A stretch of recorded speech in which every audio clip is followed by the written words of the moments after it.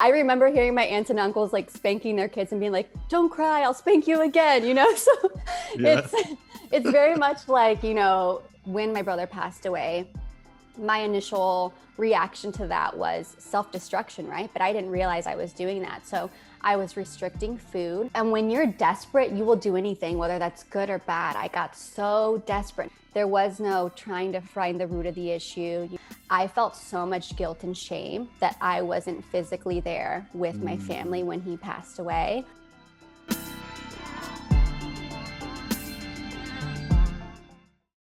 Audrie, thank you so much for being a part of this. Oh my gosh, I am so honored that you asked me to be on your podcast. I mean, just the fact that before I hit record, we already finished the whole podcast episode talking about everything. I That's know, the one thing me and you, we can just talk. There has to be a way to go back, and I'm sure our computers are recording us always. So I'm sure if we, you know, messaged Apple and asked them for hit up Apple 10 minutes before this, hit up Zuckerberg and just be like, yo, can you just bring all that back? We need that. Yeah. Yeah. The reason I reached out to you, you know, for those listening, through meeting you, through spending time with you, it would surprise someone to know that you've gone through a lot of shit, but at the same time, it would not surprise anyone to know that you've gone through shit, because you wear the shit, but you've processed it, you've worked with it, you've addressed it. It's not your identity. The stuff you've gone through isn't your identity, but the work that you've done to address, deal, cope, you know, heal from all of it, you wear that. You wear it really well. And I think people aren't born with that. Like, you got to go through that shit. You got to go through that mud to be that. And I think that's the part that's what I'm really excited about chatting with you to explore. And I think a lot of people are going to find value in hearing your story, and as well as learning all these amazing tools that you've picked up along the way that you kind of carry on your little Batman utility belt of you know, tools to deal with bullshit. Because you also know that not only have you dealt with a bunch of bullshit, you know more bullshit's around the corner, and it feels like you're ready for it as it comes. Yo, I am ready for any of the shit that comes. And honestly, I don't even know how to follow up that intro. Man, I felt like, I mean, that's a site. I mean, there'll be another intro where I actually like let people know who you are, and like I'll give all, like, you know, the technicals, your socials, and what you do for a living and stuff like that. But I mean, you don't gotta follow it up. We just gotta go through the list of the type of shit that you want. Let's do it. Yeah. I mean, I have been through some shit just how everyone else has. And, you know, I like to think that no one's shit is greater or less than anyone else's. And, you know, because I could experience the death of a loved one, which I have. It's one of the shits I went through. And you could experience the loss of a job, and we could feel equal emotion. But we are meant to experience those things to learn something specific. So yeah, the degree of the shit isn't really what matters. It's the shit and how you deal with it. Yes. So I am very grateful for every moment, including the shit in my life, because it has made me who I am right now in this moment. And I say moment because I'll experience shit today, tomorrow, you know, whatever. And then I'll shift the person I am based on that shit and the things I choose to learn from it. But we can kind of go through whatever stands out most to you. But I would say the biggest shit in my life that I first experienced that felt like really threw me into that victim mentality initially, before I had the Batman tool set you described, was when I lost my brother. I was a junior in college when he passed away from stage 4 colon cancer. So we found out he was sick my freshman year of college. And then he passed away a couple years later. But I would say that was the hardest thing I'd ever been through in my life. And because I didn't have the tool set to deal with it, you know, I'm Mexican. I have a dad who's from Mexico. My mom is from Texas, but both grew up in very Latino households where, you know, emotions aren't really talked about. They're kind of swept under the rug. Maybe you can relate. I feel like cultures outside of the US, it's very much like, you know, don't cry. Why are you crying? Or stop crying. Or what's emotion? What's mental health? What are these things? Yeah. I remember hearing my aunts and uncles like spanking their kids and being like, don't cry, I'll spank you again, you know? So it's very much like, you know, just have this tough skin, get through it, no emotions, just like, you know, don't do that. And I had always from a young age been a very sensitive, emotional being, and I always got a bunch of shit for it, but I enjoy the person I am. I like that I feel things deeply, and that can be a blessing and also, you know, bring me down if I choose. The keyword is choose when I feel things that are sad. Hmm. But so when I lost my brother, I didn't have this tool set of how to deal with emotions or life.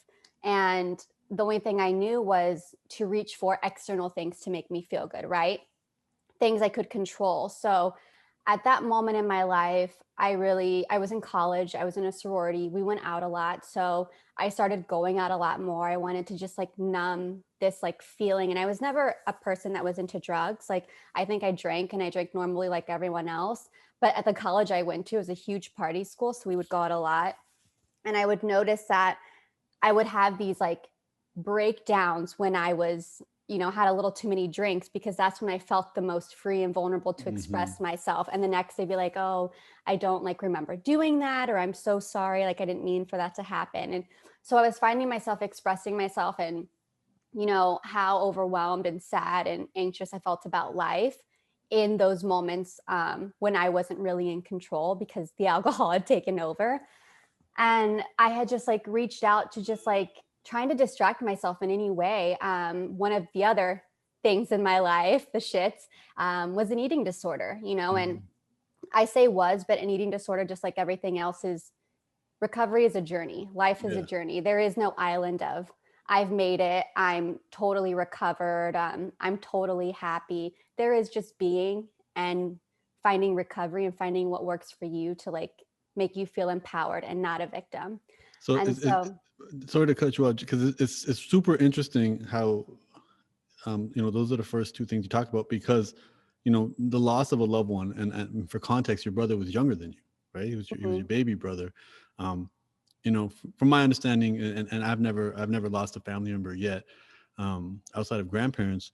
It's it's a sudden piece of news, and you're revisited with waves of ups and downs and of grief and what have you. And no matter how many years go by, you're gonna the waves of grief will find you. They may be strong, they may be weak. Circumstances, environments, all that play a part. With an eating disorder, it's almost it's not. I think it's a little bit different. Where it's like it as you said, like it's not something that you can say I'm over or I've right. We deal with food addressed. every day. We have mirrors, we have social media, so Hmm. it's that. And we'll get into this later, which you and I talked about before. We'll get into how to be an observer Yeah. and you are not your thoughts. I am not my eating disorder. I Hmm. usually don't even say my because it's not mine. It's, something very separate of me. So I Hmm. observe the thoughts. And one of the biggest tools in my toolbox is contrary action and not being reactive. So, for example, for the eating disorder thought, when my brother passed away, my initial reaction to that was self destruction, right? But I didn't realize I was doing that. So I was restricting food. I would do really extreme things that I don't even want to share because I don't want to put ideas into other people's heads. But I was restricting food. I was over exercising. I was measuring everything I would eat, counting all my calories. I would go to the gym until I reached a certain, like, um, basically, I was at a calorie deficit from what I had eaten. And I was just hurting my body, but like my body didn't hurt me. I was hurt and I was hurting my body. And you weren't And aware that you were I doing wasn't, this. and that's that to me, that is the insanity behind, you know, mental disorders or even an eating disorder or addiction is that when you're in it, it's your coping mechanism, whether it's healthy or not. And it's obviously not, but you're not aware of it until it gets to the point where it's so bad or people are asking you like what's wrong, or when you're in that dark hole, which I call it a dark hole because that's how I felt at the end, like when I absolutely couldn't take it anymore and I knew I needed help. But yeah, I didn't know what I was doing, and maybe I would question it here and there, like maybe this isn't, but nobody said anything to me, not that they needed to, I was making my own choices. And I was trying to cope with the death of my brother and control something, and my food and my body were two things I could control that didn't Mm. involve other people. And there's also And something to be said about when people, when anybody goes through shit, a lot of people by default will leave you alone and give you some space, whether you're Yeah. making destructive choices or not. It's kind of like, don't, I just lost my brother. Don't tell me shit. Even if Yeah. you're making a choice that wouldn't. So I can imagine how that's kind of a perfect storm to kind of make things worse. Oh yeah, it was the perfect shit storm, but it led to a beautiful, beautiful place for me, of learning when I chose to get there. So yeah, initially that's how I dealt with it. And as the time went on, like after my brother passed away, my family and I didn't really talk about it. It was something Hmm. that wasn't talked about. And then when he first passed away, I was actually on vacation with my friends for a spring break that we do every year at the college I went to. And so I felt so much guilt and shame that I wasn't physically there with my family Mm. when he passed away. And I also felt shame and guilt that I was one of the last people to know he passed away, because what had happened was that while I was on that vacation, my friends one night, while I was having a breakdown about my brother, were like, "Hey, your parents booked a flight for you to go home tomorrow." And so I was like, I didn't even think anything of it. It's like this entire time, the universe was supporting me. It had my back. I like to believe that my brother, and the universe set everything up for you to deal with things and get through it how you need to. Hmm. So, and I'm still a firm believer that the universe has my back and supports me. And when I say the word universe, it's whatever you believe in. You can fill it in with anything: a Yeah. tomato, a taco, God, all the other names, The whatever you almighty want. algorithm, Yeah. whatever you want to call Energy, it. Instagram, whatever your thing is, go Yeah. for it. Yeah. Yeah. But so when I landed, my best friend from high school picked me up. I hadn't talked to her in maybe years, and I didn't think Wow. anything of it again. And, I was like, we were driving to my house, and I get there, all these cars are in my driveway. I walk in, my entire family's there. And I'm like, what's happening? And that's when someone finally took me aside and told me. And so I felt like the biggest, just like idiot. Like, how could I not know? How could I not be there for a long time? I felt this like immense shame and guilt, and like, I could hear things from my family like, I can't believe she was here, or this, because people project what they feel someone else should have done in a moment, or what Mhm. they think they would have done in a moment. So then I felt all this like guilt and shame around that. So I think a lot of my work around the grief was, one, obviously losing my brother. Like, life has changed dramatically. It changed in every way. It changed like our family dynamic. It changed my parents' finances at the time. So I went from never like having to worry about money to my parents being like, "Oh, maybe we need you to get a job while you're in college." So it Because really, he was sick for a while. yeah, he was sick for 4 years, and at Okay. the end, it was just exhausting them financially. And Mhm. so on top of dealing with his loss and everything else, it was also like changing my world financially, to where I had, and this is also probably shocking to a lot of people, but at the age of, I don't even know how old you are anymore, and a junior in college, but like, I didn't know, So like 18, 19. yeah, I Yeah. didn't know how to manage money. I'd never been like, had to be responsible for money. And Yeah. you know, and I was like, oh my God, I need to get a job. Like, I need to pay for my courses. I need to help my parents pay back this like loan. I need to figure out how I'm going to like pay for my food.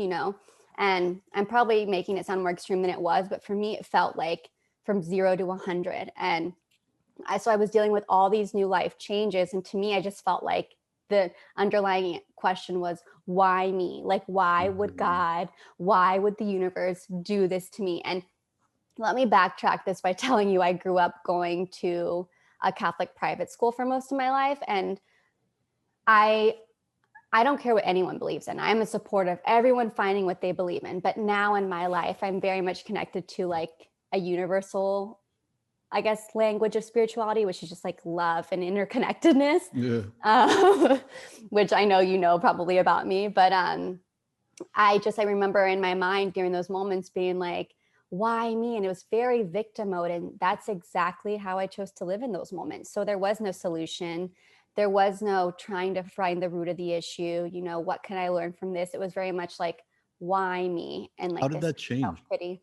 How did you go from self-pity to the person you are now? Because again, Yeah. I've known you for a few years now. I've never met that version of you in any way, shape, or form.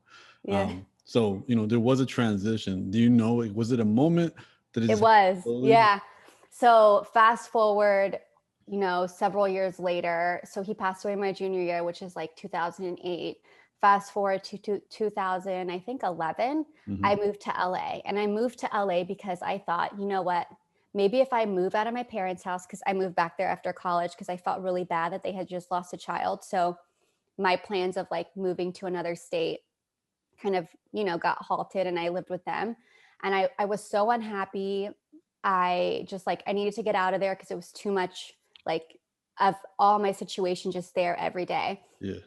And I was like, you know what, if I move to LA, it'll all go away. And that's that mentality, you know, like, let me escape. You're just trying to escape those feelings. Yeah. But wherever you go, there you are. And They come with you. That's why they call it yeah, baggage. it's there. It's there. And so I moved to LA, and, you know, I jump in, I get a job. I'm, you know, living a very fast life. I'm going out. I'm excited by this new place. I'm excited by the friends I get to be with, and I'm numbing it all out. But slowly it catches up to me over time. Like, I lose my job because I develop debilitating anxiety to the point where I'm afraid to leave my house. I start running to like, um, our front desk and asking him to check on me often to make sure like I'm okay for my anxiety, where I felt I was going to die every day. Wow. I would have these really bad panic attacks. I can't tell you how many times I called 911 because I thought I was going to die from a panic attack. And then my eating disorder just skyrocketed out of control. I was at the point where I couldn't work out anymore because I was so weak, but I still wasn't, um, you know, consuming food. It was like everything to me just felt numb. I felt no desire of being alive, but at the same time, I knew that I didn't want to end my own life, but I just felt no meaning, no purpose. And wow, you got me to cry on your show, man. um, but yeah, I felt like the best word is numb. I felt numb and in a dark hole. And at that point, it had hit me that nobody could save me. No external thing could make it go away, that I had to do it myself.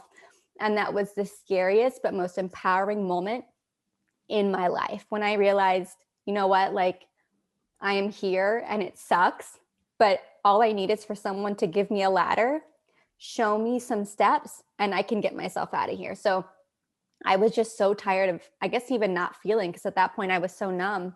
I was going to like intense therapy. They had put me on, you know, some medications, and I never like was a fan of those. So I didn't want to be on them. And I was like, you know, this can't be a life that I'm constantly living long term, like just feeling numb and just like no purpose, no desire to live. So this is a turning point. And I rarely share this story, but I'm going to share it here. For fear of sounding a little cuckoo, but I believe in coincidences, and I believe in the universe and the power of word. And when you ask, you shall receive. So I got out a notebook, and I don't know if I still have it, but I remember I was crying at the time. So like the notebook was getting, you know, when like water drops on a notebook and it starts to get all soggy and your ink starts to put everywhere. Yeah. We're just creating the visuals for you. Okay. I'm sitting in a little ball in my bedroom. At the time I had a roommate, my best friend. And I also have to shout out her before I share the story, that throughout this entire time, not once did she enable me during this situation. I didn't know this, but she started going to therapy to ask a therapist how to deal with me. Oh, So wow. she wasn't engaging with my bad behavior. She wasn't, you know, rescuing me in a way that I thought she should have. She was actually helping me to realize I needed to do this for myself. Yeah. So I'm writing this letter. We have to talk about that too, like how to not enable, the power of not enabling other people. I'll put it as a note so you yeah, can. the universe has a plan for everyone. And so just trust in that, and try not to be too much of a master controller of other people's lives, but more so live by example. So I write this letter. Man, it's taking me 5 minutes to get here. I ramble off. No, you're not rambling at all. This is amazing. I just keep hearing myself breathing in my microphones. I keep making adjustments because I don't want that to interrupt. I don't hear it. I don't hear it. You don't hear it? Okay. No. I was So getting worried about that. I was just like, okay. But no. This is brilliant. You wrote yourself a letter. So I write myself a letter, and this is going to sound so cheesy, but this is who I am, and I freaking love it. Before you tell us what you wrote in the letter, why? How did this idea of writing yourself a letter come? So I just got so desperate. I was like, and when you're desperate, you will do anything, whether that's good or bad. I got so desperate, and it was like, I have nothing to lose. I was at the bottom. I was at the bottom of the pit and nothing to lose. So I was like, you know what? I might as well try anything. So I pull out a pen and paper, and I've always been a fan of journaling and writing notes.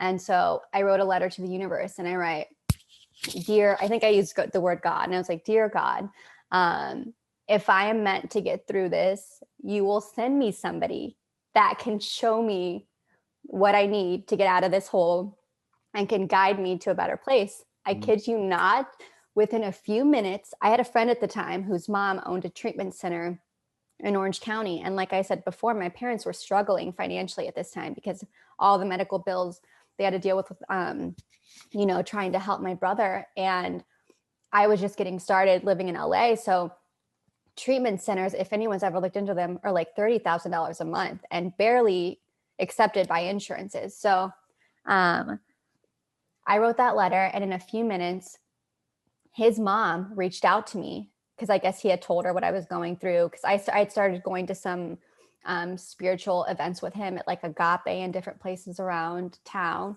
And he is someone who could relate to feeling depression and extreme anxiety and all that stuff. And his mom called me and said, hey, I have an extra bed at my treatment center. If you can come down and be here in the next 3 days, it's yours.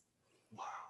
So I was terrified as shit, but I knew that I needed to do something because like what I was doing, AKA nothing, sitting in the bed, taking the medications my doctor gave me, which wasn't to solve the problem. It was, just to numb the pain. Yeah, keep and your head above water. Yeah. And so at the time, I think my best friend flew my mom or had my mom fly to LA. And she happened to be there because she called my mom and was like, hey, I think Audrie, is really going through something and she needs your help. And my mom flew out and we packed up all my stuff and I checked into that treatment center, and I was scared as shit, but it was the best thing I've ever done for myself. And we can dive into all the things I learned while I was there, which is everything in my so tool before we dive into that, I want to frame your story, because I think there's a lot of tools and strategies even within the story you had. Like, you lose somebody important to you, and you unknowingly react. You're reacting, whether you know it or not, whether you have an eating disorder at this moment or not. You're doing stuff, whether you're drinking a lot and you're having these breakdowns. Is happening, and you're in an environment where you may not have had somebody either you trusted or somebody who had the capacity to tell you, like, hey, you're headed in a direction that may not be sustainable. Eventually you hit a point, and I definitely do not want to use the term rock bottom. I want to preface to say things can always get worse for everybody, no matter where they are. So let's never look for a rock bottom. But you hit a point where you said something's got to change, and you vocalized. You didn't leave it in your head. You vocalized. You wrote it down. In any way, shape, or form, you decided to create a destination or an aim, and that's what, you wrote a prayer down pretty much. And I think it's really important, because I learned this, that the word sin means to be without aim. So, to pray simply means to pick an aim, pick a direction. You just said, I want things to get better, which is a very vague direction, but it's a direction nonetheless. And then you also said, I want somebody to help me. Again, saying you decided that you will be open to accepting help, because I think a lot of us, including me, no matter how bad shit gets, there's a hesitation, there's a frustration, there's a closed offness to accepting help. So I think for anybody listening, these, in terms of just deciding, I want things to get better, I want to change the direction of what I'm going through, that's the decision we can make whenever we want to make it. And then also deciding, I want help. I want, not even and at that moment when you wrote it down, and this is a big thing that I always want to remind listeners, your thoughts are fragmented. Say it out loud, write it down, bring it to life. Yes. And it doesn't even have to be viewed as cosmic. It's just simply you've created a plan, even if it's a vague ass plan. Even if it's a vague ass plan that's not very specific, you've created a plan. You started a plan. A shitty plan is better than no plan. That's right. So you started this plan and you've pretty much said, I want to find somebody that will help me. You said it yourself, somebody that can show me the steps on the ladder. And I think those levels of acknowledging, saying, I don't know what to do, I don't know how to do it, somebody else can help me, I think is extremely important for anybody who's going through whatever shit they're going through. So I think those are really amazing steps already. And then once you got to this place, I'm sure they loaded you up with a whole new set of tools. So and I think also it's the myth of the phoenix, right? The myth of the phoenix is the bird that comes from the ashes.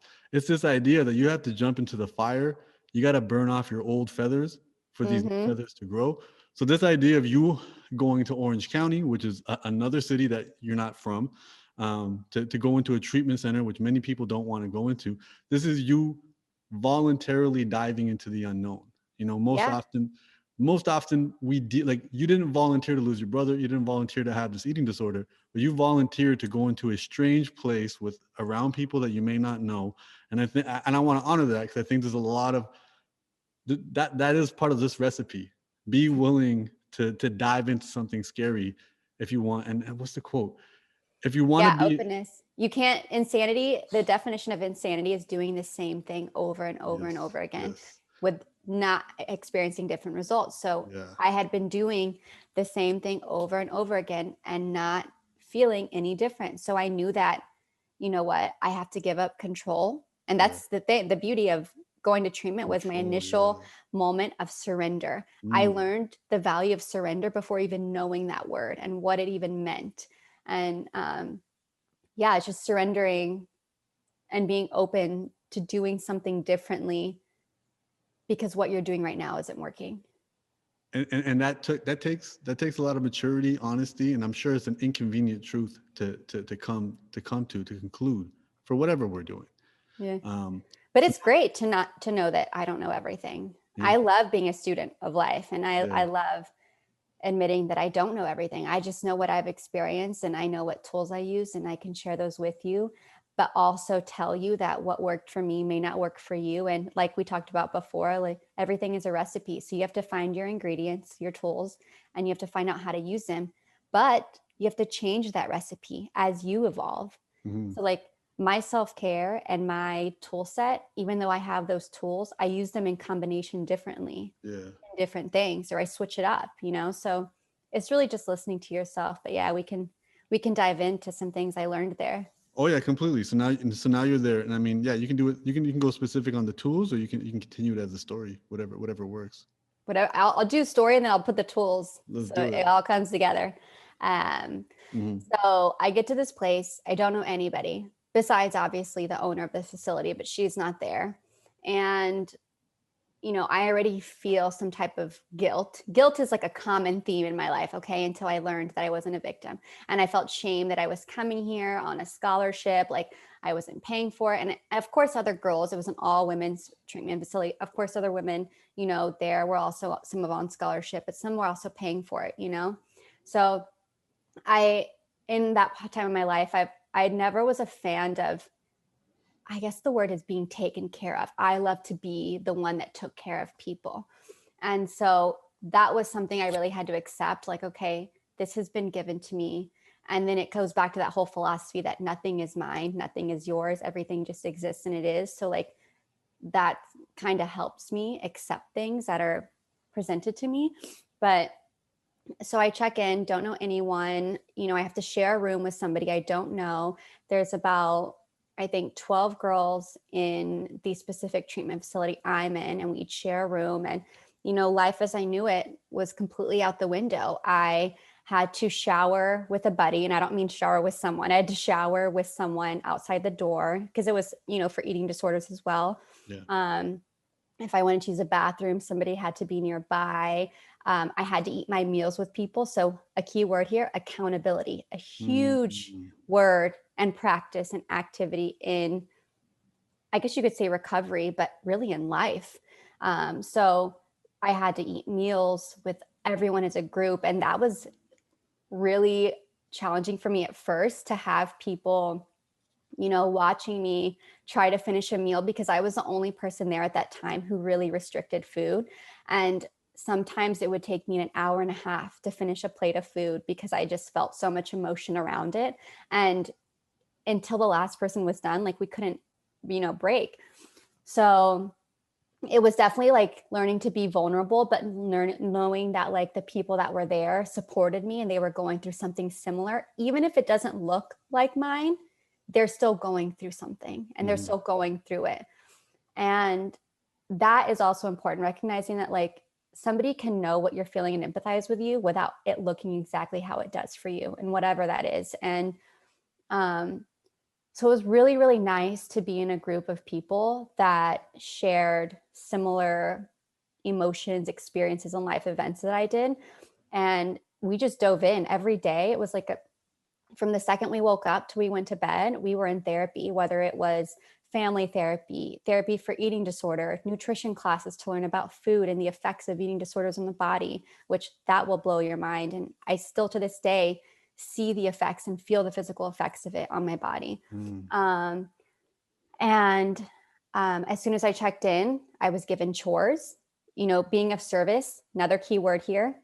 As soon as I got there, they were like, okay, these are your chores. You're responsible for this because it shows you a microcosm way of how everything you do affects everything and everyone around you. So, if you were on kitchen duty, which sometimes I was, if you didn't clean the plates, people wouldn't have clean plates to use the next day. If you were on bathroom duty, if there was a dirty bathroom, it was because you didn't clean it. So it was how people relied on you as part of a community to be there and to earn that trust and accountability with other people. So I would say the first thing they really dove into with me was being of service. And then once I was there for a while and I got adjusted, we started peeling back the onion. So I'd meet with my therapist. We would talk about, the surface level things I was comfortable with, but I knew that if I was there, I was going to make the most of it. And we just, we went deep. We started peeling back the onion of who I am and getting to the core of why I felt certain things that were suppressed in my subconscious that I didn't even realize were suppressed, but were coming out in certain behaviors or control or, some unhealthy thing I was doing. And we really dove deep into what that was. I think the biggest blessing while I was there was that I had a spiritual teacher. I attribute to, you could read any book on recovery, you could do any classes, but for me personally, it's that spiritual connection with something greater than me. Did you have a relationship with spirituality or any spiritual teachers before this? I didn't. No. Okay. I had grown up Catholic, but I never really connected with that specific religion. I'm very much a believer of, a source or a God that like loves unconditionally, because that's something growing up that I didn't feel I had. I didn't feel like I had unconditional love. Okay. I felt everything was on condition. And, whether it's from, some people in my family or people like in my community, or I just felt like I always had to be this certain thing to be loved. And that's also an underlying layer of eating disorder. In your mind, you think you need to be this certain size or weight or look the certain way in order to be loved. We feel like we have to earn love. We have to be enough for love. We have to deserve love. Never understanding that we don't do that to other people that we love.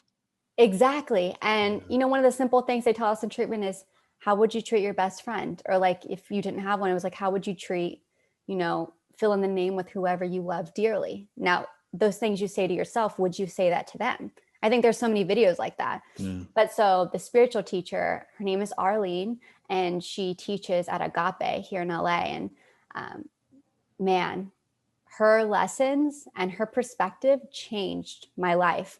So I created a connection with this spiritual concept that worked for me. So it was somebody that loved me unconditionally, supported me, and, fill in the blank with whatever other things I wanted the characteristics of, my God, my whatever, source, my universe source to be. Yeah. And because it was something that I believed in, I trusted, I felt loved by, I jumped in and we established and every morning, this was part of our treatment, was we would write a letter to God, fill it in with whatever it was. So I would write it thinking of the source I had created. And I'd write a letter and be like, gratitude. Here's another thing that they taught me there, the power of gratitude. We'd write a letter and we'd explain anything going on in our life and ask for, advice in return. And then we would, share what we were grateful for. And not only would we write a letter to God, we would write a letter back to us from God. Oh And shit. God would always tell me, you are perfectly imperfect. You were created by me. So to think that your body isn't perfect or, something happened to you because of me, like those are all false ideas. Like if, my creator created me, he created me perfect. So to go against that and like tell myself or have the eating disorder voice tell me that my body isn't good enough is just false already. So, but those letters from God back to self were so mind-blowing and so powerful. And we were required to do them every day, and we had them checked, and we would share them with our spiritual advisor. So with Arlene, once a week. And another thing that we dove into with her was, once connecting with source, you start to like shed those layers of shame and guilt. And, because there was a moment when I was in treatment, it finally hit me what I had been doing to myself, especially with my eating disorder. And I just felt so disgusted with myself. And so like, wow, how could you do this to yourself? That I couldn't even see past that to like get into the healing action. But once I dove into my connection with source and, started practicing some self-love things, it really helped for those things to fall out the window. It really feels like, and I don't want to just say it's children of immigrants, but it really feels like a lot of people who come from families where if you go back 3, 4, 5, 6 generations, they probably lived in smaller communities, smaller villages, and it feels like the default glue and piece of order was this guilt and shame because you were in this small community. You could not, your name mattered, who you were mattered, what people thought about you impacted your survival. And then what happens is we move into these environments where that's no longer the case, but the guilt and shame still follows. And now, when you don't have any tools, it feels like guilting and shaming someone to do something becomes the default tools. And then not only are we guilted and shamed by previous generations, again, not holding anything against them for not having tools, but then we continue that. And not Right. only may we, and I always recognize it in myself when I felt the most helpless, let's say in a relationship or something, then I would turn to guilt and shame just to get attention, like try to make them feel guilty, try to make them feel bad for me. And then we would also do it to ourselves. And it's really interesting that you talked about once you realized what you were doing to yourself, it still brought up some guilt and shame, and you had to process that as well. Yeah. Yeah. So, I think you touched on something, and I'll jump back into what we were talking about, but that it is these like family cycles, right, that we're born into. But once you reach a certain age, or once you develop this consciousness and awareness to see what you were doing, you can choose, wait, is this working for me and is this not? And the Yeah. steps when that happens are, one, to blame the parents or blame the figures around you. The second step is to be like, wait a second, I only do what I do because I saw this and I was taught this. So they can only do what they do because that's all they know. Yeah. So in that second step, this was advice to me from Arlene, my spiritual teacher. She said, why don't you observe those people that you think are out to get you, those people that you feel always hurt you and you don't know why they don't love you just the way you are, or, comment about your body or do, or whatever it is, X, Y, and Z, fill it in. Why don't you observe their relationship with their parents, if their parents still exist? So I started to dive in to the world of exploration and observing. So anytime I would spend time with these people, or if I didn't see them often, I would listen to what they would say to me about that person, or I'd ask them, what was your relationship like with this person growing up? Or what was your childhood like? And then after a couple years of observing, my parents with their parents and their family, or people in my life with other people in their life, it all clicked. And I was like, they don't not love me. They're just doing, and I know my parents love me. I know everyone around me that that is my family cares about me, but people can only do what they've been taught unless they choose, keyword, because you're not a victim and you can't use it as an excuse unless you choose to break those cycles and learn something new. And And that's the cycle. The cycle is going from prisoner to guard. yeah, you're You know? free. We're all so Yeah. empowered. And so the funny thing about that is when I was in treatment, you're not allowed to have a phone. So when you check in, they take your phone. You're not allowed to have a job because they take your computer. You're not allowed to look at magazines because, eating disorder things. We had to get like certain TV shows and movies approved. So it's like you're stripped of all the outside noise and left to just look at yourself. Like, who are you without all these things, all these people? And of course, when some people experience things like eating disorders or loss, the influences of outside voices can sometimes hinder people's recovery because of what other people expect. So being in a safe environment where I knew that I couldn't even talk to anyone in the outside world. I couldn't even see them until 3 months was up. And then I was allowed to have phone calls. But it was like in those 3 months, I was able to dive in. And I'm not saying 3 months, you're going to learn all this, but like I was doing this intensely in a treatment center every day for like 10, 12 hours a day, So I really got to establish what my spirituality looked like, what my relationship with myself looked like, what is self-love, what does my self-love look like, what are boundaries? What the hell are boundaries? And how come no one's ever told me about them? And how do I make things with people I love without them leaving me? Because, this fear of abandonment. Again, if you go your whole life feeling unconditionally loved, or that's the thing, and that you need to like please people, you develop codependent relationships. I definitely had those, especially with my parents. And it was always that rescue, like, let me come in, let me help you. But then who's there for you? So I learned boundaries. I set them with everyone. At first they didn't go well, but you know what? Look where I am now. And that's what I say to myself, because obviously you guys can't see me, but I know that I've come a long way. And there were some people that like dropped out of my life, but I like to think of relationships as ever evolving. And just because someone is in your life today doesn't mean they might not come back later. We can learn so much from history. And that's the cool thing too, that I learned there, is that this too shall pass. Like when my brother passed away and I felt like that was the end of the world, I didn't want to be alive. Like I feel no meaning, no purpose, whatever. I look back at that and I was like, okay, if I can get through that, there's nothing in life now that can break me. I might feel sad, but there's no need for me to stress out about anything anymore, because whatever it is, I either have the tools or the universe will send them to me, or I'll figure it out. Everything is figure outable. So those are some cool things I learned while I was there. Yeah, no, I mean, that was brilliant. And I tried to quietly take notes and, just to recap. And again, I think this can apply to any challenge that anybody's facing, but accountability, the reason I think that's so important is that I have a friend right now and we're just talking, he's just talking about getting off weed. That's it. And working out more. And he still believes it has to be done through discipline. He believes that it has to be discipline. I got to do it by myself. If I don't do it by myself, it doesn't count. I was like, no, man, like I'm only working out regularly because I pay a guy to show up at my house. And, the accountability buddy makes all the difference. And now I'm trying to find an accountability buddy for my writing. I'm trying to find an accountability buddy for stretching. I'm trying to find an accountability buddy for everything. Accountability.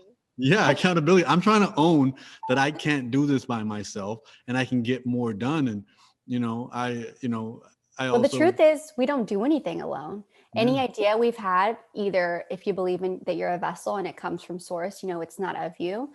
If you're inspired by something or you create something, it's because maybe you're inspired by something else or a dream or whatever. And even, things you've accomplished in life. And I actually just read this in Jay Shetty's book, Think Like a Monk. And I believe it wholeheartedly, is that nothing is ours, or not. I believe nothing is mine. I think everything is like everyone's, and people create and bring things to life differently. But I also like to think that like I didn't get to where I am by myself, whether it's a job, whether it's this, whether it's my recovery, whether it's anything in my life. Of course, I'm the one taking the actions, doing the steps, but someone shared a website with me and I clicked on the link. Someone shared a book with me. Someone told me about a treatment center. They gave me a bed there, so like I didn't get to where I am by myself, and I have no shame. I actually love doing things in a community space. Like I, till this day, I'll have Ed is the name of the eating disorder in my mind. I'll have days where Ed will tell me things and I'll share it with friends. If I feel like it's getting like, heavy, I'll be like, this is what Ed's telling me. They'll be so like, what? Why'd you give your eating disorder a name?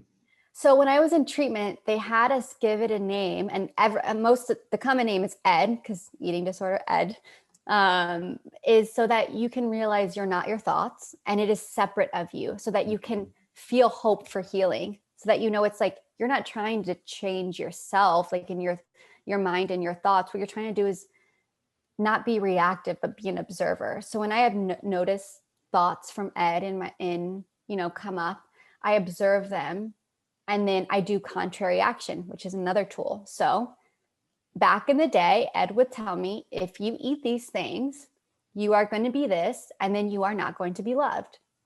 So Audrie would react and be like, oh my gosh, okay, I can't do that because Ed said this. But now Ed will say something, and over time in recovery, and eating disorders is one of the, hardest ones, because we deal with food every day. Yeah. But there's so much hope, and Ed's voice gets smaller, and so the more you learn to like practice gratitude with food and your body, and realize your body was never the issue, and realize that like your source who created everything, even the things you think are perfect, created you too. So your body and you are perfect. You learn that voice gets smaller and smaller. It's like the story of the two wolves. So which one are you going to feed? Your voice of like pure love and just like health, or are you going to feed Ed? So ironic, you feed them. But yeah, you just don't feed Ed. You don't feed Ed. And so, I observe it sometimes. And anytime I feel like, the voice is a little bit bigger, I share it with my friends, because, and you obviously have to ask people in your life, like, hey, can I share this information with you? And, I have people, I don't just share it with anyone down the street or just anyone in my phone book. It's with people who have been there with me, who have said yes to being my accountability buddy with Ed. And yeah, so that is how we do it. Yeah, I think it's really a couple of really more interesting points you brought up there. The naming of it. And I remember when I was a school teacher, what we were taught, like when a kid does something stupid, address the behavior, not the child.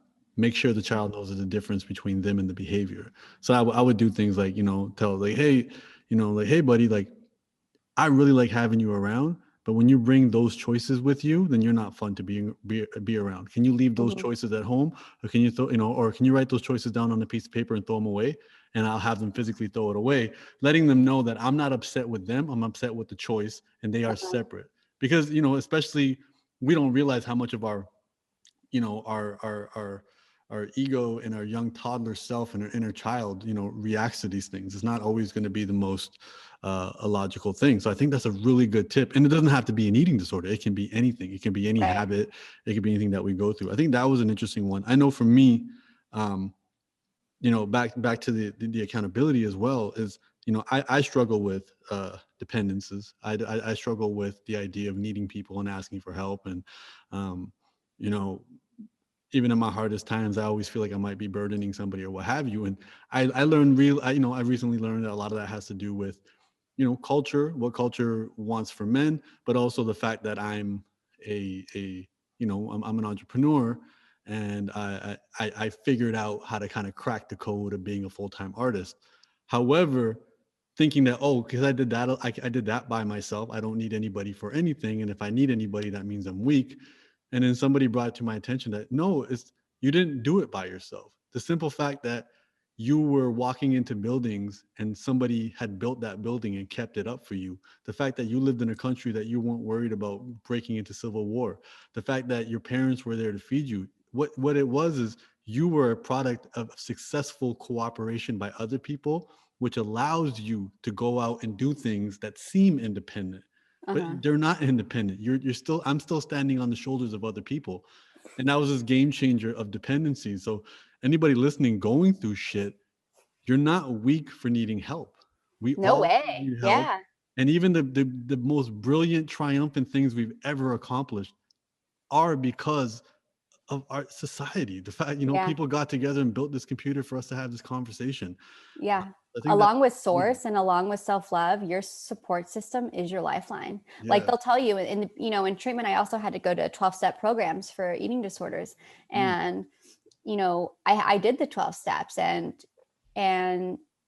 I think the fourth step, I don't know anyone listening that's familiar with the steps, but it's where you write down everything that you feel, I don't even know if I'm going to describe this properly because it's been so long. So I'm not even going to say it because I don't want to mess up the fourth step and the integrity of that program. But, just acknowledging like how you've affected other people's lives and how people affect yours. And making amends, with yourself and with those people, and not to when it could potentially do more harm than good. Yeah. So having those boundaries with yourself and really knowing that too. Because when you get to a place where you've, turned a new leaf and you're like, okay, let me just rain down positivity everywhere and, flip over every coin. And, sometimes people might not receive that well. So, it's knowing those boundaries and then learning how to like talk to people, because if you didn't grow up knowing like how to express emotion, you might not know how to express what you're feeling when someone else does something that upsets you. So when we were in treatment, we learned to be like, hey, Humble, when you turned off the podcast like randomly, it made me feel like you didn't think this episode was good. And you see how you use those words, because instead of like telling someone you did this, you made me feel, because no one's responsible for your feelings. I own my feelings. I own how I react, how I observe things. And you could just be turning off your computer. Your computer could have died. But as humans, we love to storytell. We love to create scenarios. And when you're stuck in a victim fear-based mentality, you're only going to create scenarios that are self-sabotaging, that keeps you from being around people, that keeps you from getting ahead, that keeps you from creating meaningful connections. So you challenge those by being like, hey, when you did this, this is what I made up about it. This is how I felt, what was really happening. And you give the other person a chance. And that's the beauty. Ask questions instead of placing judgment. Seek to understand, not to judge. Yes. Yeah. And so that, and then you touched on codependency. I had a huge codependency with, especially my mom. I grew up, my dad worked a lot. So we spent a lot of time with my mom, and I felt like I always had to like take care of her, and I still do, but it's knowing those boundaries and trusting in the universe to take care of her. Like, I am not the master of the universe. And that was something that Arlene taught me. She was like, you can't spend your whole life trying to control other people's and what you think is going to make them happy, healthier, better, whatever. She's like, trust in other people enough to know that when they need help, they will reach out for it. And if you want to inspire other people, or you're, really trying to help other people find happiness in their life, like lead with action, not with words. And that I loved so much. And just letting go of the wheel and surrendering to whatever is. And that's nice. Been the theme I'm hearing, and throughout what you've talked about. A lot of things go back to the word control, and the word control. We 99.9999% of all existence is completely out of our control, and then we beat ourselves into insanity trying to control it. And when you're in a situation where something that you wish was in your control, for example, losing your brother or something, rears its ugly face at you and lets you know that you're not, then you look for what you can grasp on. And anytime we hit some sort of trauma, we're always going to retreat back to what we know, what we can control, what feels certain. I wanted to ask, because I also want listeners to understand that, none of this is a light switch. I liked what you said about how Ed's voice slowly, gradually went away. It wasn't a, it's not like the movies. You stand up to Ed and Ed's like, and he fizzles away, never to have an eating disorder ever again. I just pictured Ed as a transformer. But yes, you are right. Ed isn't a light switch. Nothing is a light switch. Nothing is a light switch. Yeah. Everything is at your own time. The beauty of being in treatment with so many other women was that I got to see other people experience their recovery, and they got to experience mine. And together we were supportive. Everyone's looked so different. And to be honest, I don't think any of us competed. It wasn't like, at the end of the week, we got stars for, oh, wow, like you connected with Source this week, or like you defeated Ed, or, you wrote a letter to your parents and burned it in a fire, but like you expressed yourself, it was just like, we championed each other for being and for noticing that the first thing is noticing, like observing that there is something that you want to change. That's the biggest step. Yeah. And two, being willing. Some of these girls obviously had to be there because of whatever situation they were put into, and they were forced to be there. But at the end of the day, I really don't believe in force. I feel like if somebody didn't want to be there, they probably They could have figure it out. left. Yeah. And the third one is like taking the action. And so, knowing that like whatever your journey is yours alone. It's not going to look like mine. It's not going to look like yours. Yeah. It won't look like anyone else. It is yours. And that's the beauty of it. And it is beautiful because now you have a journey and you can come on Humble's podcast maybe and share yours, because if someone hears mine, they might resonate with it. Maybe they won't, but if they hear someone else's, they'll be like, the light switch goes on. So we need storytellers, because just as when I hear a story, I may not always click with someone's story, but someone else can tell the same one differently, with a different tone, with a different perspective, and I'll understand what they're saying. So I think that's really important. And like, I think the last, most important, absolute important thing I learned while I was there was yoga and meditation.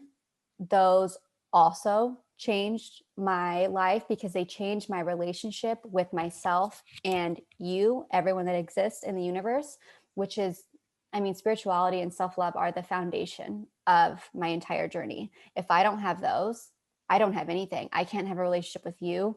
I can't have a relationship with anyone in my life. I can't have a job. I can have those things, but I'm not going to be good. I'm not going to be giving. I'm going to be taking in them. And I'm not going to be my creative self in them. So those are my foundations, and yoga and meditation and breath work helped so much that I became an instructor and I got certified because I wanted to share it with people who couldn't afford it, because these things cost money. And, they say that breath work, the breath can control the mind, again, control, and the mind controls the emotions. And I really don't believe in control, but we can Influence. we can influence those things. And so when you do breath work, the breath can guide and influence the mind, and then the mind can guide your emotions. So when I would have those panic attacks in there, I would do those things and it would help me. I went there in 2011. I was on, antidepressants and anxiety medication for a few years, weaned off very healthily, didn't from one day to the next jump off them with my doctor. Switches.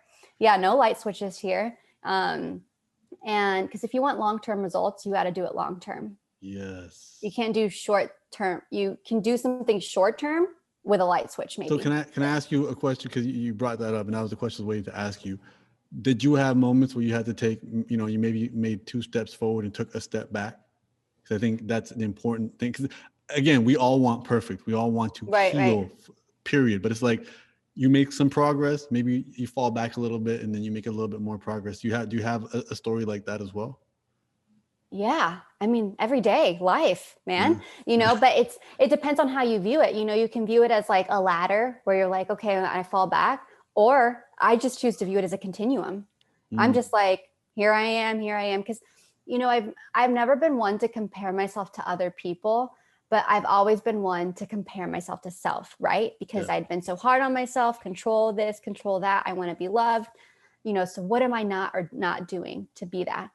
And so I think for me, like everything is just a continuum, and I've never really measured my journey in like a backwards or forwards manner. It's always just like, where am I today with how I feel about myself, my connection to other people, and let me nourish that. So I don't know. I've never really viewed myself like that, but I think it's also because meditation and yoga like helped change my entire perspective. I was wearing lenses that were very muddy. Okay. They were very muddy. They were like, they said victim mode in neon colors outside of them. And I was just stuck in my little pity party and, reaching for external things to like clean my lenses for a second and make me feel good. And then after just like jumping into,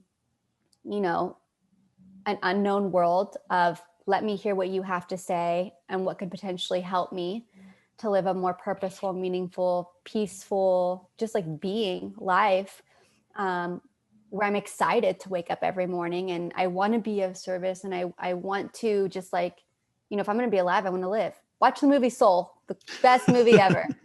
But yeah, and the thing with yoga, I highly recommend it to anybody that has an eating disorder, because for me, it helped in my relationship with my body. Like Yes. to realize the strength that my body has, how it supports me, how it's always there for me. Same thing with breath. We're born with it and then it goes away when we die. So like, those things are Yeah.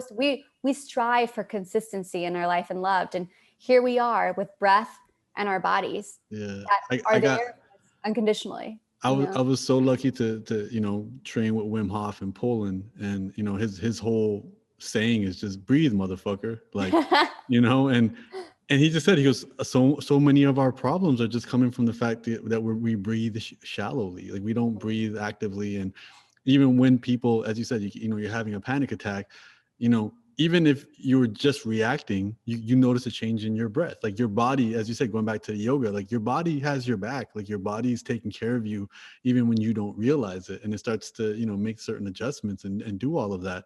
And, there's definitely levels to breath work.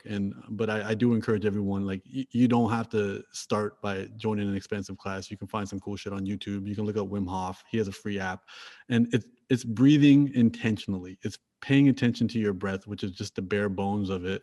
And then as you go deeper in that journey, you can try the different box breathing, different types of styles of breathing. I do specific breathing for the cold showers versus doing the Wim Hof method or what have you. But you Yeah, know, just don't try it while you're driving. don't try it while you're driving, and don't try it while you're sitting in water by yourself.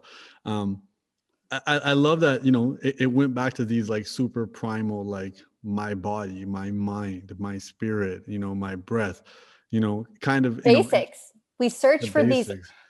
granular answers, but we have everything, right? Everything is so simple. But Yes. as humans, I should speak about like in terms of I, not we, but I can complicate things, Hmm. but I choose not to do that anymore because it's so simple. Yeah. Everything is about observation.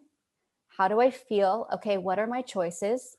And then playing the tape. This is something we learned in treatment. Play the tape. You have, say you have a scenario and say you have two choices you can take. Play the tape.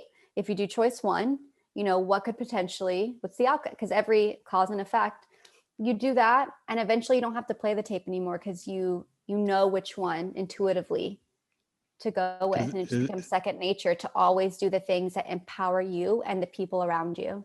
it is a script. It ends up being a script that just gets repeated over. And I think we also have to remember that some of the voices and some of the dialogue in our head, it was never ours.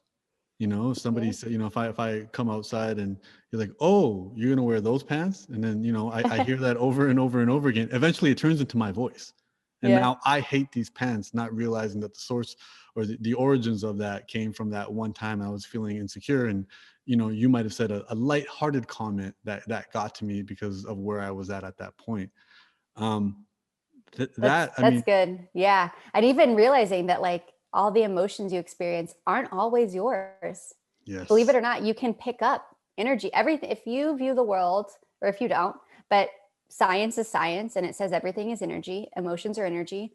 Being in close proximity to someone, being around people. I know it's COVID, but even a phone call on the phone, if you've ever noticed when someone calls you and they're irritated, or you feel that after. If someone's calm and peaceful and loving, you feel it after. So sometimes the emotions you have, like they're just that, and being able to observe them and know your boundaries. It's another important thing. Know your boundaries. If you're someone who has a history of you know victim self-pity behaviors, or getting into these really dark places where you don't leave the bed for days because you're so depressed, when you feel sad, know what your threshold is for, okay, I need to get out of bed. I need to do contrary action. Like, Hmm. so you're not ruminating on something and just like, Yeah.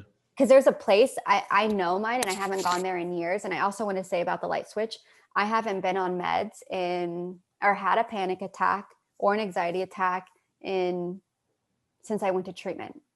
Oh, And 10 years now. Yeah. So, Damn. and I want you to know, like, I went to intense treatment for 3 months, but then I went to outpatient for a full year Okay. until I hit 1 year. And then after 1 year, I stayed there for another year to volunteer at the treatment center I worked at. So I could be around, other people and share what I had learned, but also like to remind me of where I came from, but also where I can go again. Yeah. Like I said, Um, it can always get better. It can always get worse, and we have to decide yeah, direction. for sure. So, you know, now I want to have that weight, but there's more situation. Oh yeah, bring it to me. There's other Yeah. topics we can talk about. In addition to, the plenty of mud and shit that you've had to crawl through and come out the other end of, Come you know, out. yeah, you also, those are the best words right there. So I'll let you tell, I'll let you take it. I'll let you take it from there. Yeah, so I came out as gay, and I am so happy and I stand proud to be part of the LGBTQIA plus community, and anyone that identifies with that community, whether you're out or you're not, I support you. And I was once the person that was not out and felt completely terrified. And it's so funny. I was just telling someone, I feel like when, or at least for me, sometimes I feel like I have to come out again and again and again, just in Mm, like new scenarios. So, um, just in little things in everyday life where people don't mean any harm, but just like the aspects of someone being like, "Oh, where's your boyfriend?" And I'm like, "Oh, I don't have, I'm," and then sometimes I'm like, I pick and choose. I'm like, let me just, yeah. but yeah, so growing up, again, I grew up Catholic and I grew up in a suburb in Ohio. So To I immigrant didn't, parents. yes. So I didn't Yeah. really see, any gay people. I didn't see anything besides straight relationships. Um, and I always thought I didn't like guys as much as my friends. I never understood the whole hype of dating. I never understood the hype around guys.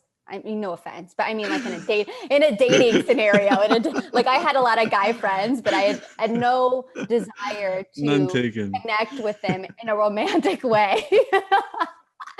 uh, Like gay? yeah. And I was just like, it's funny to me because I'm like, how did I not see it? But it's because I didn't see myself anywhere. So I couldn't identify. As much as I'm not a person of labels, I understand the importance of representation and inclusivity to understand like who you are and what you identify with. Because I grew up not only seeing straight couples. So I just assumed, all right, maybe I'm just weird, or maybe I just, maybe it's chill. Like I just don't like guys as much as my friends. Like, man, they're like so crazy about them. And then Yeah. sometimes I'd really be like, what's wrong with me? But I never Mm, questioned that I was gay because I didn't see that anywhere. And it wasn't until I was living in California where, people here are more free. There's more diversity, there's inclusion, there's representation everywhere. And I got into my first, relationship or experience with a girl. And I was like, wait a second. I was like, man, but initially how I identified was bi because it was easier to say yeah. that. Yeah. It was easier to take that step and like be like, okay, well maybe there's still hope for both, because in the back of my head are my parents, right? Hmm. What will people growing up again wanting to be loved, but like having that unconditional love, you're like, what will people think? Will they accept me? Like, will they understand? And I was asking really all the wrong questions. Yeah. When the reality of it was like, what do I want? And who am I? And um, so I realized that. And then slowly as time went on, fast forward years later, I'm like, you know what? I'm just gay. I'm gay. And this is who I am. And the first couple of years, I kept it from my friends and family, only me. And I think the other person I guess you could call it experimenting with, knew like what was going on. And it wasn't until I think 2 years later, I was sitting at an Earth Cafe with my best friend, and she was like, we should start talking about like, your dating life. You went to treatment, like you're in a really good place, like, what? And I was like, oh, I think I've been seeing someone and it's a girl. And she was like, oh my gosh, why didn't you tell me before? So then what I decided to do, because someone had told me, was like, make a list from the people that it's going to be that you think is going to be easiest for you to tell, all the way to the end that's going to be the hardest for you to tell, and start with Mm. the top, because like positive reinforcement really helps get you And going, right? momentum. Yeah, you build Yeah. momentum. Yeah. So, I mean, you can only predict, but you can't Yeah. be certain. So I made that list and I slowly started telling people. And, as I kept doing it, I was like, okay, okay. And obviously my parents were like at the bottom of this list and like terrified, So even before your parents, was there anybody on that list that surprised you either on the good way or the bad way? You don't have Um, to say names, but you can just yeah, say, yeah. No, it wasn't towards the end until I was a little surprised, but then okay. it came around. Yeah. But so then, and then also I didn't choose to put everyone I knew or everyone in my family on that list. Honestly, I picked people that were in my life, that were important to me, that I had a relationship with, that I talked to regularly. Like, I didn't put down Joe, my third cousin living in Hawaii. I don't even have a cousin named Joe or anyone that lives in Hawaii. But if I did, hit me up because I love Hawaii. But I made a list of people who was important for me to continue having a relationship with.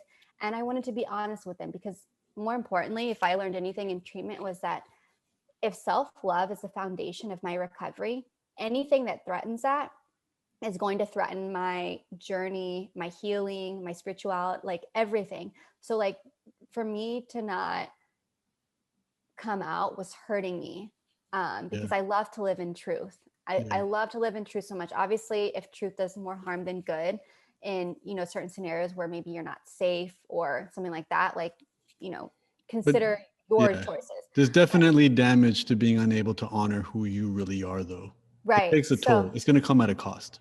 yeah. And I read something somewhere, it was like, and it really changed my perspective of it, because in sharing it with my parents and people in my life, because it was like, imagine if someone in your life that you loved was gay, or however they identified, and for years they didn't tell you because they were afraid of how you would react. How would you'd be like, no, I want to support you. Mhm. So I was like, you know what, let me give these people in my life the benefit of the doubt of knowing who I truly am, because that's the best thing I can do for our relationship and for them, and honor like our true relationship and who I am. So I started to go down this list and tell people, and every time I would tell it, it was like whoosh, just baggage. And finally, when I told my parents, it was like the weight of the world just, it didn't all go away. I know you were waiting for that, but it went away like 90%.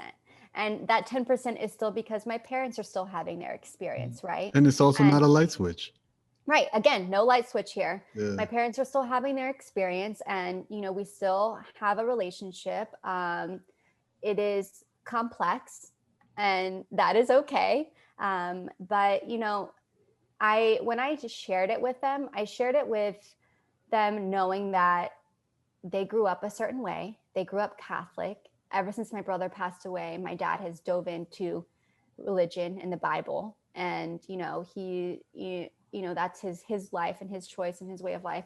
Um, my mom grew up with a mom who wanted to be a nun, so like very immersed in religion and the Yeah. 10 commandments, and if you go against it, and what will other people think, or what is this. Hmm. So when I shared it with them, I shared it with them from a place of compassion and openness, and really leaning into, this might have been codependent, but it worked for me, really leaning into what their experience was, right? You met them And where they were at. You didn't yeah, demand they understand you. You made an effort to understand them and meet them. yeah. Yeah. So when I shared it with them, and they proceeded to reply with their answers about it and what they thought about it, because it's based off people in their community and what people in their community think, who are also Latino and also go to church, or don't really know much about the LGBTQ community, or may not think certain things about it. And so they both basically said, no matter what, I love you. It was pretty um complex in the beginning. When I first told them, it definitely kind of shifted the energy a little bit, and it made me, I don't know, in the back of my head, every time I talk to them, I'm like, are all they thinking is that their daughter is gay?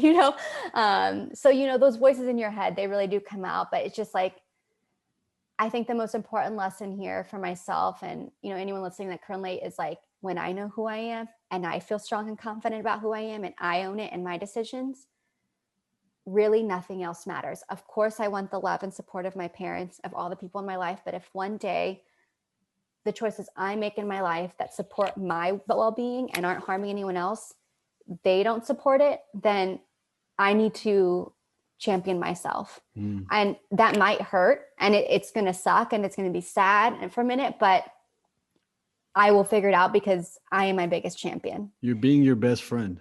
Yeah. And Yeah. we teach people how to treat us. So I have to treat myself the way I want other people to treat me. So to this day, I'll talk sometimes about it with my parents. I don't mention it every time, but I'll throw it in there every once in a while, or I'll ask them if they know anyone, or if they live in a suburb in Ohio. They don't really experience diversity there. And I think just to sort of cut you off, I think there's something to be said about that. I think just in general, just not to make this a political conversation, but there's something to be said about people's experiences and their openness when they live in big metropolitan areas versus living in rural and suburban areas. I think there's just something to be said about that, because if you live in Hollywood, you live in New York City, you live in Mumbai, you live in, Paris, you live in these big cities, you're going to be exposed to much more. And you can't hold it against somebody who is in smaller villages, rural towns, farm towns, the suburbs where they exist in a 5-block radius and they know all the same people. And yeah, I really want to commend you for that, approaching that. I had a friend, a young kid, 19-year-old, reach out to me yesterday. He's a brilliant singer and he wants to, he's in New York right now. He got invited by some musicians in LA to do some work. And he's scared to tell his parents. And it's not him coming out of the closet or anything, but it's him trying to honor, they want him to take over the family construction job. And he wants to honor who he is. And he had yeah, reached out, and it was the same. What you had done was the same advice I gave him, which was try to figure out where your parents are at. They want you to just be safe and secure and make a living. They came from India and they figured it out. They don't want you to throw it away. Personally, I believe in this guy, and I think he definitely should pursue music 100%.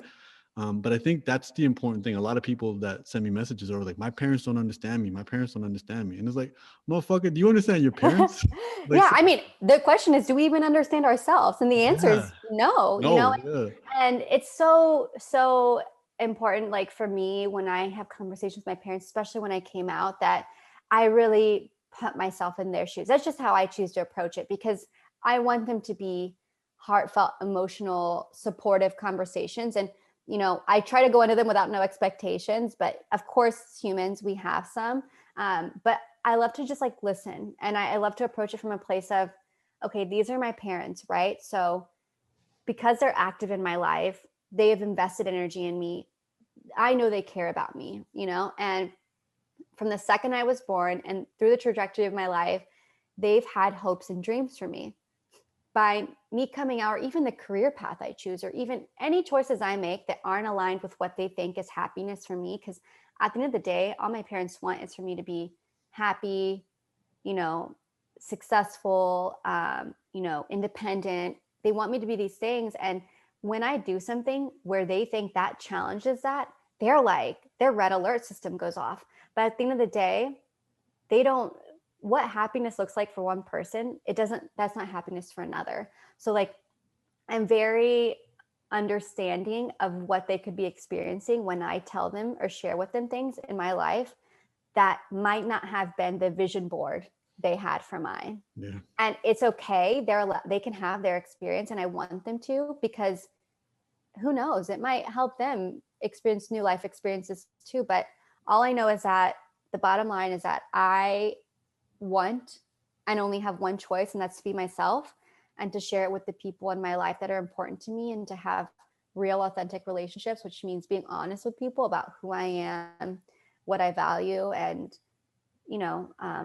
honoring how they react, or how they engage with me on certain things. But I think you nailed it in the terms of like, when you come out to your parents when they're active in your life, there is that fear in your head, like, man, are they going to be there?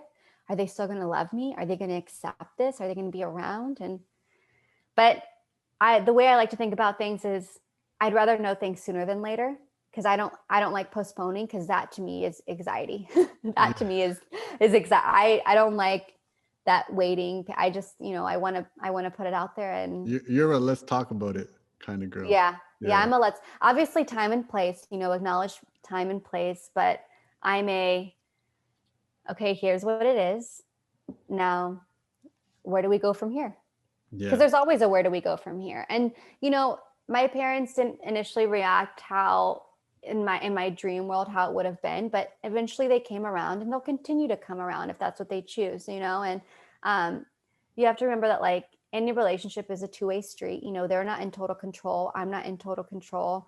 We are multiple energies working together. Yeah. And here we are. And I think that's so brilliant, because I feel like you also kind of wrapped the, kind of all three of those narratives together, which is the one thing that didn't get mentioned with your brother, with the eating disorder, and even with coming out to your parents. Another ally on this journey is time. Like, respecting time, allowing time to do what time does. In the world of healing, we can't speed up healing, but we can definitely delay it and slow it down.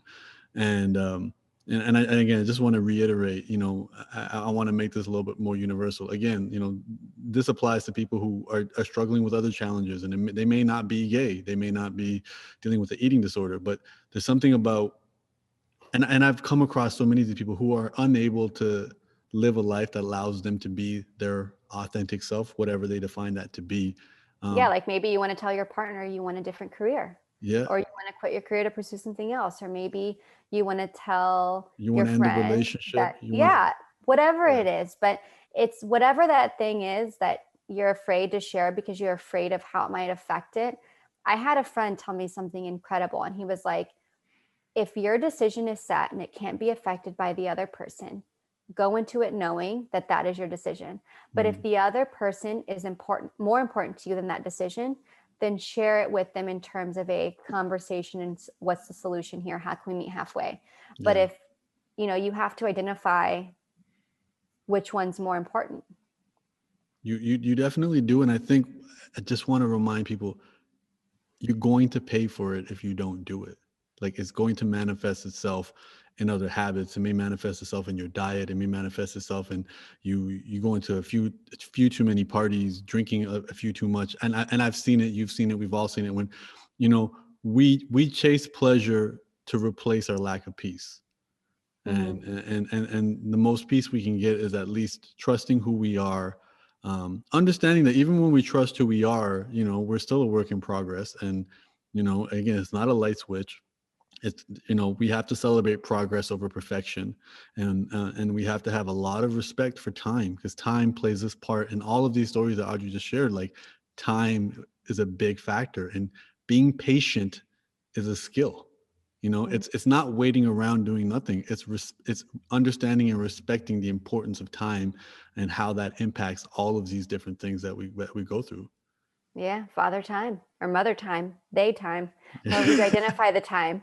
But yeah, time. Whatever pronoun time would like to be called. Self-love, being gentle with yourself, not looking around to see what anyone else's healing journey looks like. And knowing there is no island of I've made it. There is the island of I feel like I can be.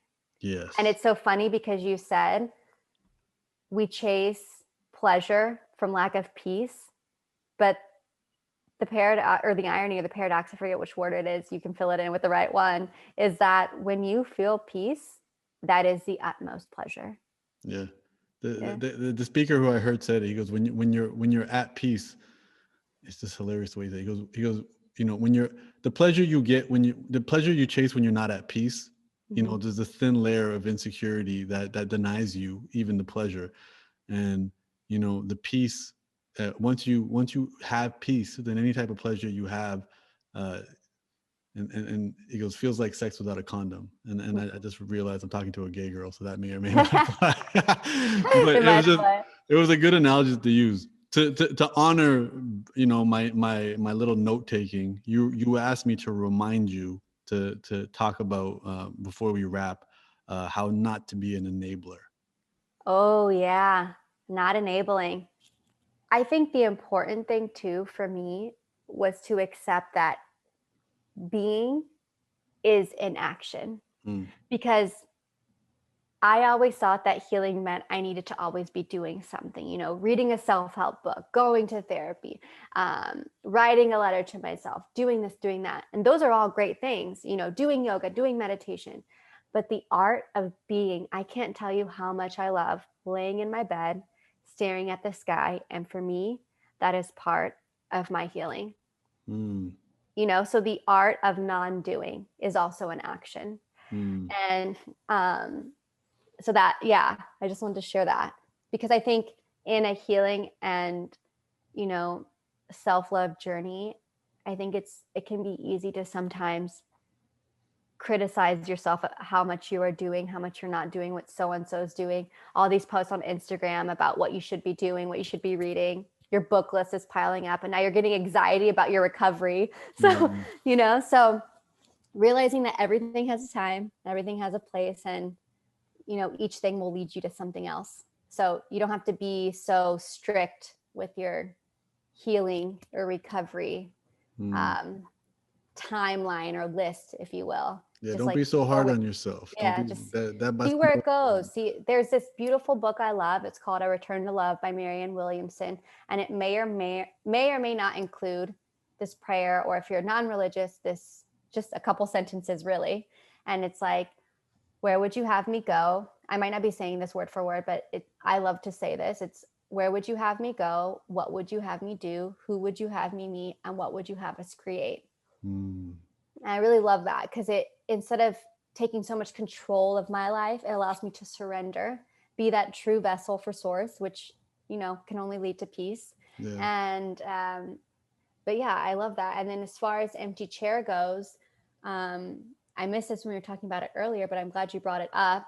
When we were in treatment, this goes back to naming the eating disorder, or naming the addiction, um, or naming an event or a person, place, anything in your life that has caused you anxiety. It could be a tomato, keep mentioning tomato, or a slice of pizza. I don't know who pizza. I love pizza. But anyway, this is how I go on tangents. Empty chair is an incredible exercise I did with my therapist, and we would even do it in group therapy, where we would sit in a chair and across from us would be another chair, and it would be empty. And in that chair, you could put anything. I sometimes put Ed in there, and I would say, "Hey, Ed, like, I appreciate the time that you were there for me and helped me cope, but I can no longer have you be part of my healing journey, because you don't allow me to heal Mm, in a healthy way. And I want you to know that, like, you no longer serve me, but thank you for all the lessons you've taught me." And sometimes I'd replace that, and I would put, you know, a person there, and I'd say, "Hey, so and so, when um, you do this, this, and this thing in my life, it can feel like," and or whatever it is, you place a person there, and you tell them, like, this is how, you know they're affecting your life with any unhealthy behaviors they're projecting into yours, and that you thank them for, the time that they've been in your life for doing that. And you say, "But I can no longer allow you to do these things to me. So mm, this is how our relationship will look moving forward. If you so choose to have one with me, this is what it will be. If not, we will have to part ways here. And I look forward to seeing you again." mm, Um, so it's just placing the power, not control, placing the power and empowerment into your hands of how you want to be treated, of how you want your healing to go with that person, place, or thing, and honoring that whatever is in that empty chair decides on how they want to respond to you, that you also accept that. that's brilliant. The separation of the issue, the blockage, and not, it's meeting the problem again, as you say, talk, like, meet your parents at where they're at, even meeting the challenge where it's at. There's one thing to be like, you have a fight with your partner and then you question the entire relationship, or you have a fight with your partner and you address what the fight was about. Mm-hmm. You zoom in as much as you can, and it's almost the same way with this. It's like, look, there's nothing wrong with me. There is this issue. This issue's Yeah. name is Ed. Ed, go sit over there. Now the rest of That's me, right, Ed. yeah, Yeah, the real me, the Audrie, the vessel, the purity, the soul, the, you know, endless being that yeah, is pure and perfect and just all things love and no dis-ease. There can't be dis-ease in the yeah, creation of source, you know? mhm, Dis-ease is separate because yes, dis-ease comes from fear, scarcity, control, all the things that is not source. So you sit them in a chair and you look at it because sometimes they try to take over us and play with our brains and say, no, this is you, yeah, but that yeah, is not me. And so you can put a thought there, you can put anything there. It's kind of funny because I now have people in my life who will get upset when they tell me something that I did that made them feel a certain way that wasn't good. And you know, my intentions are never to hurt people, but mhm, unfortunately sometimes when we do things in life, people will perceive it in certain ways, and based on everyone's own experiences and their triggers or, you know, trauma. And I have a very non-reactive way of choosing to be. So sometimes people can take that as you don't care, or why don't you care enough? And it's so interesting to me because through that process, I have learned that my old self would have also taken someone like myself or someone who doesn't really react, but they take a moment to pause and find a solution in that scenario and been like, why aren't you upset about this? Why aren't you crying? Why aren't you, you know?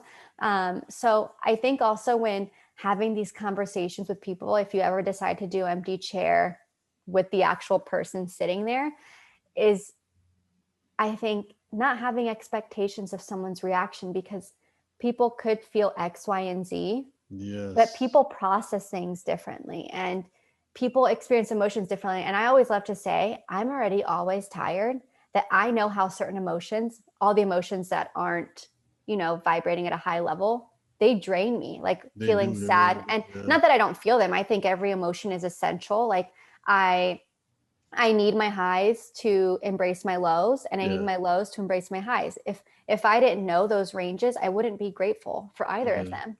You know, I completely, need to know them. And so I think also, you know, just being aware of what someone could be feeling or how they could be processing something, but just because it doesn't look like yours or doesn't mirror yours doesn't mean yeah, it's not that's from a a big place of one. love. Yeah, it Yeah. can't just be like, well, I wouldn't feel that way if I'm going through this, so you're Or not I allowed would to. have done this, or you Yeah, should, this is what I would have done. How come you didn't do it? You know, yeah, people, we're all so different, you know, yeah, and I think the best thing you can do in any relationship is just, I don't even like to use the word understand. I don't think you can ever understand another person truly and fully because we're always evolving. In this minute, we're probably not the same person we were an hour ago in this podcast. definitely So not.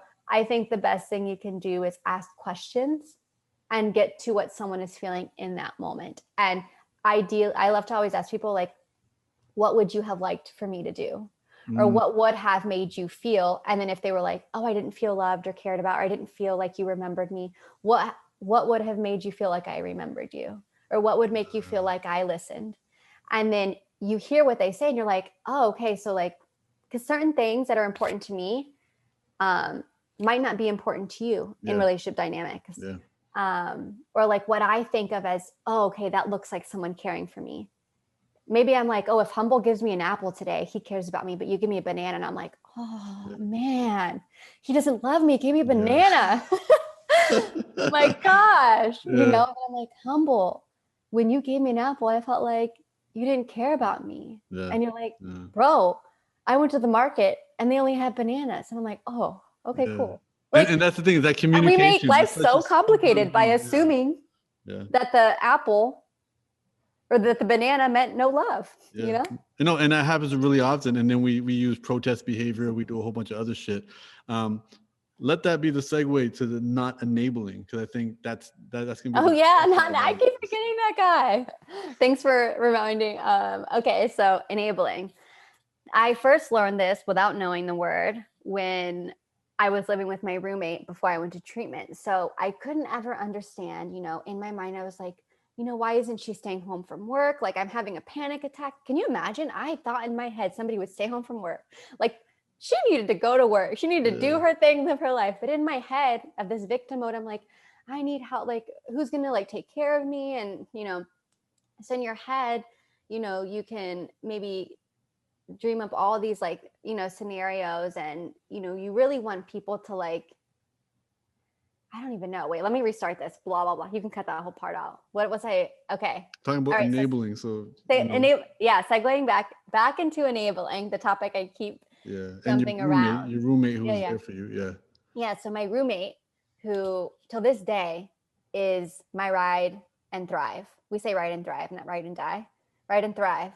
She was there for me, and not once did she enable me. So when I was at my lowest of low, and we were living together, and before I went to treatment, I, wasn't working anymore. I'd lost my job because I was skipping work all the time because I had this social anxiety, this panic attacks every time I would leave the house, and it'd get worse when I was in the car or around people. So I had to obviously quit working.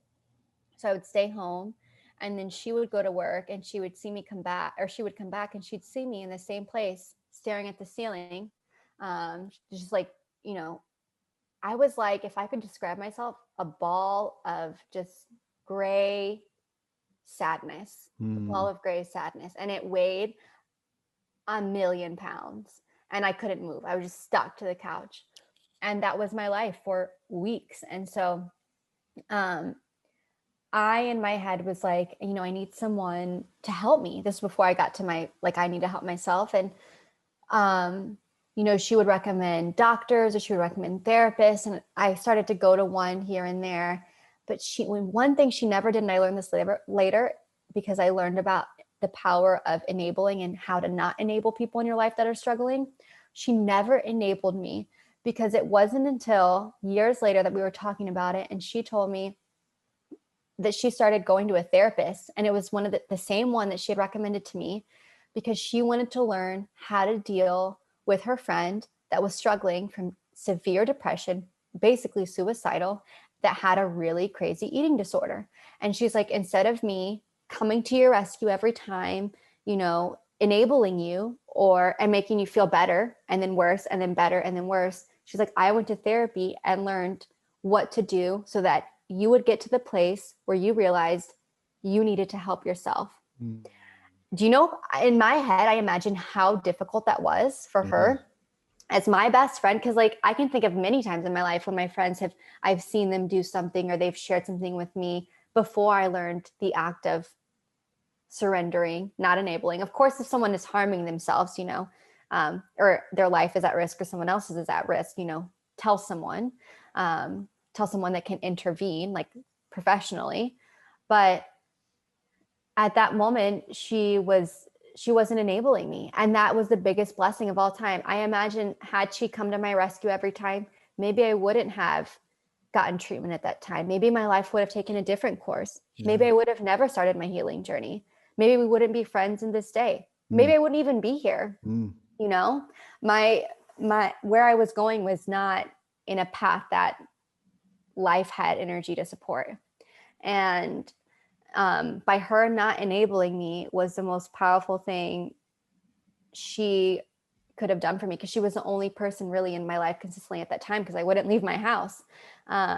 So now what that has taught me is that anytime someone in my life is struggling with someone, or struggling with something, whether it be, thoughts, a mental illness, or an eating disorder, or something of that nature, all I can really do is, as long as it's not life threatening, that's when you want a professional, like I said, to come in, is be there for them by listening.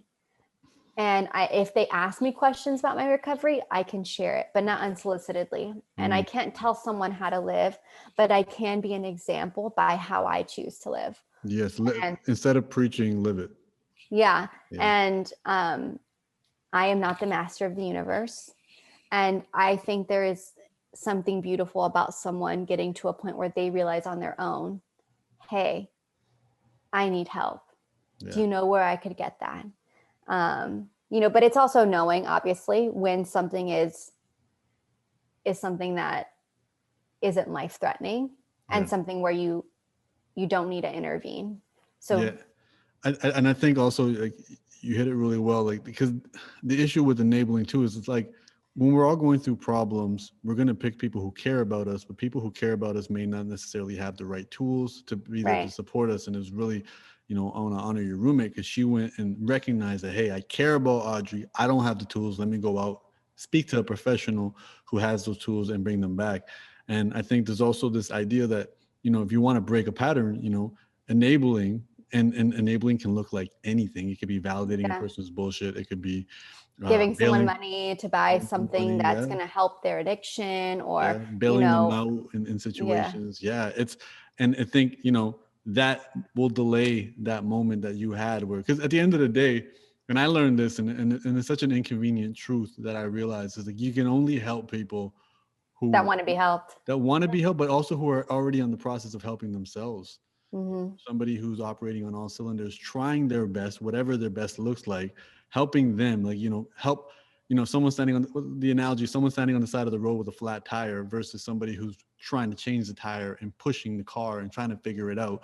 Because sometimes it can get demoralizing helping somebody who's just lying around being defeated because they Hmm. need the kick in the ass that they need still needs to come internally. And now when they're on their journey to make things better, you're there to assist them. You're Hmm. there to help contain. You're there to, within whatever boundaries they have. So I think, I mean, that's brilliant for your roommate to sort that out as somebody. Yeah, she's a real one. I mean, Yeah. when you enable somebody, you strip them of their own true, like the power within them and their ability to not only survive, but thrive. And I say survive because that's what it feels like when Yeah. you're going through stuff. It's like But the once you, butterfly in the cocoon. It's like if you yeah, see a caterpillar struggling in the cocoon, if you cut the cocoon open, now mhm. the new butterfly doesn't have the muscles to fly. Yeah. And so the foundation of enabling, at least in the way I see it, is codependency Yeah. and control. So like it's having that moment where you just surrender to the power of them and Mhm. to the power of the universe and just really dive into, your connection with source or prayer and being there for them in a healthy way. In a healthy way. That's the one that matters. Okay, so last question. A lot of people always ask if you can go back in time and talk to yourself, what would you say? I like flipping it the other way. Mm-hmm. So if you could go 5 years into the future, what would Mm. you say to 2026, Audrie? Ooh, I would say spend more time with the people you love and care about, spend more time being of service, and spend less time glued to your computer screen and on Zoom calls and Zoom meetings, and more time just impacting the world in a positive way. And with that said, I mean, definitely honor you because, so I mean, in the intro, I'll explain who you are and what you do. But I mean, I also want to thank you. Like, you've helped connect me with people that have, definitely helped put my book out into the world. You work with influencers, you work on social media, and I want to thank you for that. And you do it not from a influencer standpoint. You do it from a how to help, how to connect people, how to connect brands with people and stuff like that. And it's such an authentic, beautiful situation. So going back to the list of accountability, service, gratitude, observations, and boundaries, and contrary actions, I mean, this definitely fits under service, and I want to thank you for that. You're so sweet. Yeah, thank you. I mean, I do what I do because I love listening to people and what they're trying to achieve. And as soon as someone tells me what they're trying to do, I can think of someone I know, multiple people I know, organizations, brands, something, etc. It's like my brain goes off like a firework.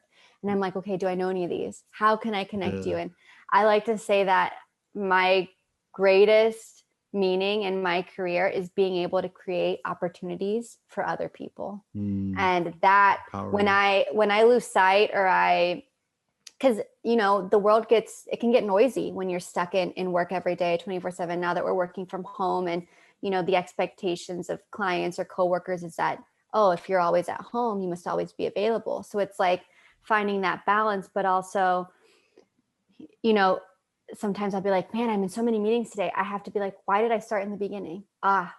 Because I want to create opportunities for more people.